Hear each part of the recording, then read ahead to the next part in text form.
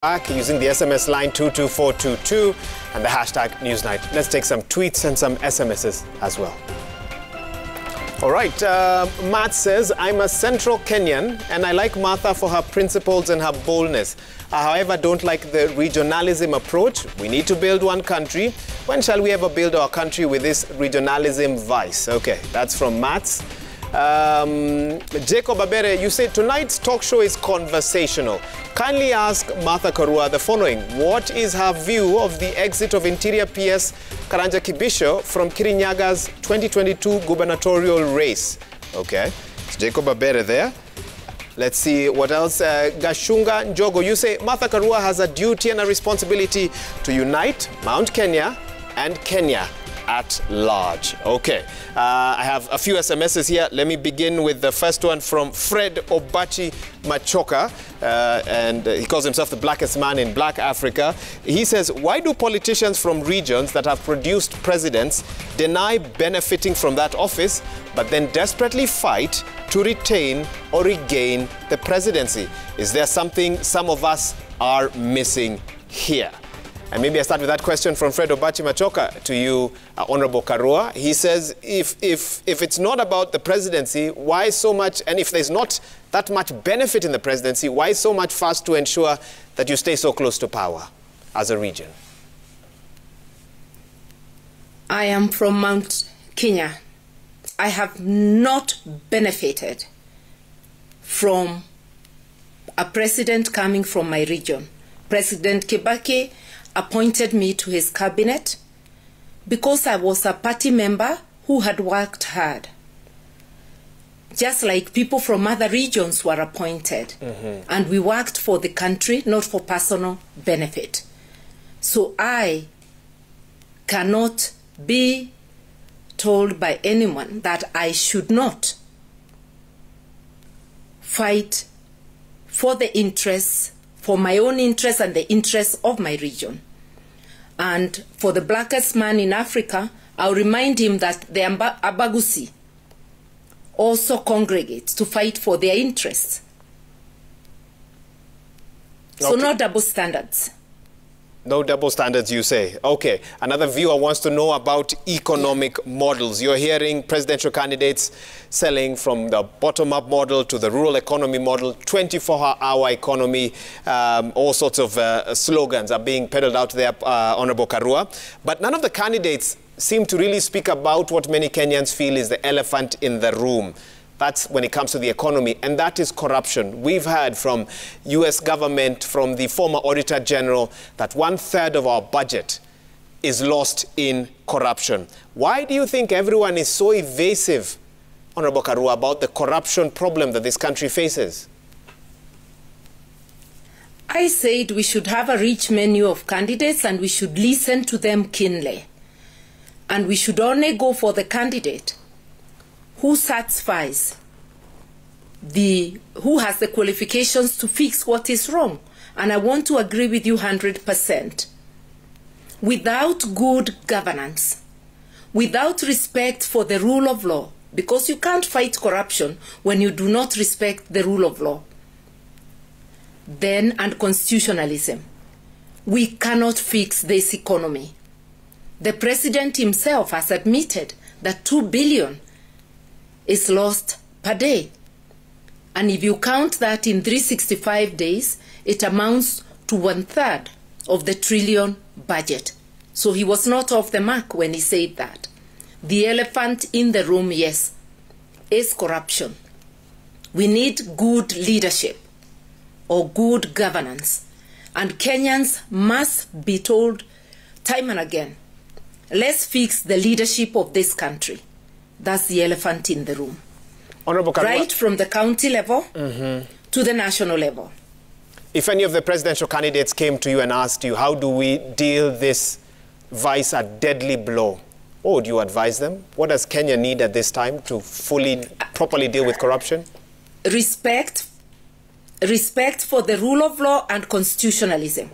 We are bending the law to suit our purposes. We are promoting impunity deliberately.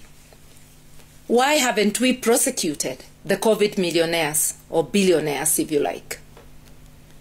Why do we still have NYS 1 and 2 unsettled? Why do we have so many, or maybe several governors before the court and also running their counties and their cases not ending?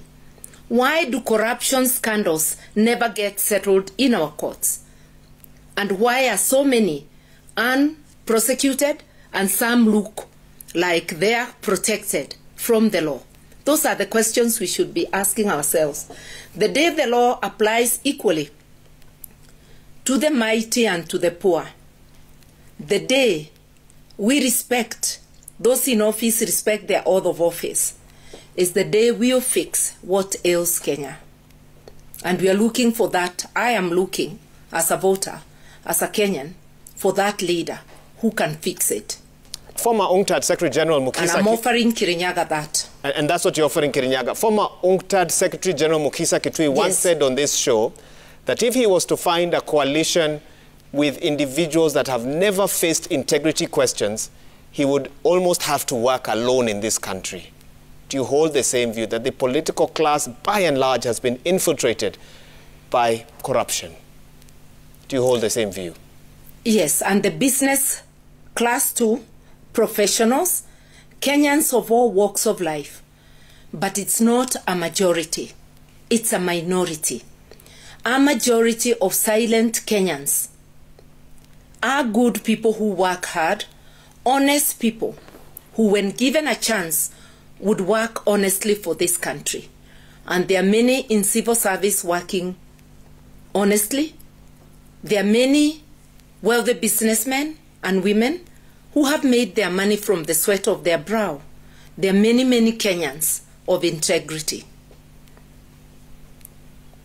Party leader, as we get your closing comments on this, many Kenyans are looking towards 2022 and hoping that there will be better tidings in the future. As you read the political landscape, as you assess the economy as well, and I know you must be following what's happening there as well, what would you tell Kenyans to expect in the next year or so to come? Could there be brighter days ahead? Yes, but I'll remind them, you reap what you sow. So if we want a better Kenya, we must be prepared to elect better leadership, right from the ward to the governor's seat to the national level. Therefore, from the ward to the president, elect leaders of integrity. And then you and me can make the nation we want.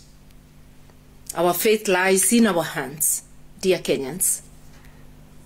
Party leader, I feel like taking that as the parting shot, but one more, and it's coming in quite a bit again, and I did ask you this last time. There are Kenyans who are saying she should aspire for a seat in the executive. Your message to them still remains the same. I know I asked you this last time. I want to tell them this, that by serving Kirinyaga, I'll be serving Kenya, and God giving me long life, I still have unfinished business with the presidency. I do hope one day to serve Kenyans in that capacity. But Kirinyaga first, which is a part of Kenya, and then Kirinyaga people can release me to the nation. And those wishes are non-negotiable, is what you say? Okay. Let me say that's where my eyes are fixed on right now. Yes. Okay.